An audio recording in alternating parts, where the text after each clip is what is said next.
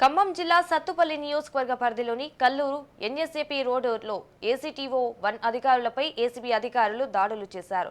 ACTO అధికారులు అక్రమాలకు పాల్పడుతున్నారనే పలు ఫిర్యాదుల వల్లనే ఏసీబీ నిఘా పెట్టింది. ఈ నేపథ్యంలో దాడులు చేసిన ఏసీబీ అధికారులు వాణిజ్య పన్నుల శాఖ అధికారి 1 శ్రీరామ్, మరో 2 సిబ్బంది వద్ద ఉన్న 10,000 రూపాయలు స్వాధీనం చేసుకున్నారు. కల్లూరు ఎస్ఎస్పీ రోడ్లో వాహనాల తనిఖీ పేరుతో జీఎస్టీ ట్యాక్స్ పేరుతో వసూళ్లకు పాల్పడుతున్నారని ఏసీటీఓ అధికారుల వద్ద 10,000 లభ్యం కాగా సిబ్బంది ఫోన్ పే, గూగుల్ పే ఎంత ఉందనే అంశంపై ఆరా తీస్తున్నారు ఏసీబీ అధికారులు.